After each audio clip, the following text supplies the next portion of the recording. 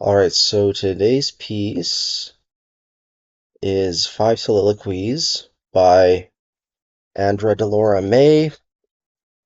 She wrote these things back in 1993. This is the 1994 version of the same piece, and she wrote these for flautist Elizabeth McNutt. Both Andra and Elizabeth taught at the University of North Texas, where I did my doctorate. Andra taught me Max MSP, or like intro to Max MSP, and also was my boss when I worked for the Center for Experimental Music and Intermedia. And then Elizabeth, I didn't really take any classes with her, but she um, did direct the new music ensemble Nova, so I participated in some of their reading sessions and things. Yeah, so this piece was already looking at it yesterday. This is sort of like a revised video.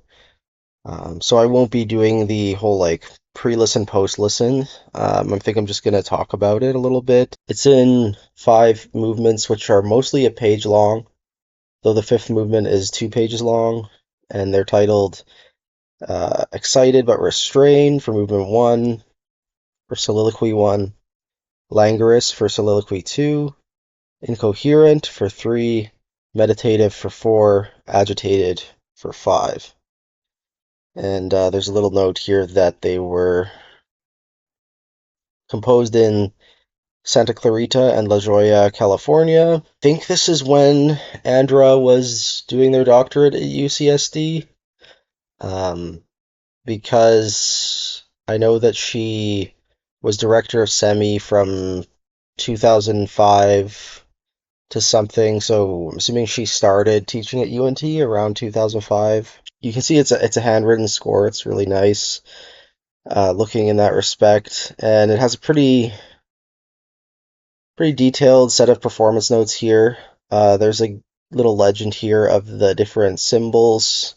So air tone, uh, key slaps, also tongue pizzicato, which is always with the key slap as well. Tongue ram looks pretty similar to other tongue ram notations we've seen. And then the harmonic notation is kind of like fingered pitch as a diamond note head. Um, Usually I see this, but without the diamond note head in brackets. It's just extra bit of notation.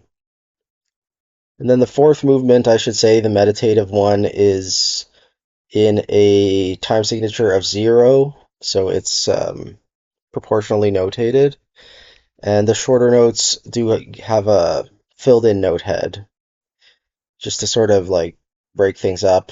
There's also 2 different rests in that movement. Andra decides here to like use the caesura to distinguish fermatas and shorter rests.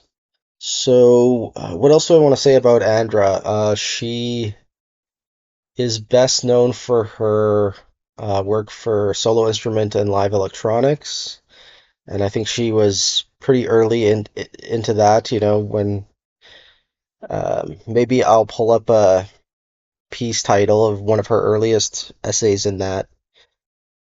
And she also, along with Elizabeth McNutt, for the longest time, she was co-directing this new music series called Sounds Modern, which ran out of Fort Worth, Texas.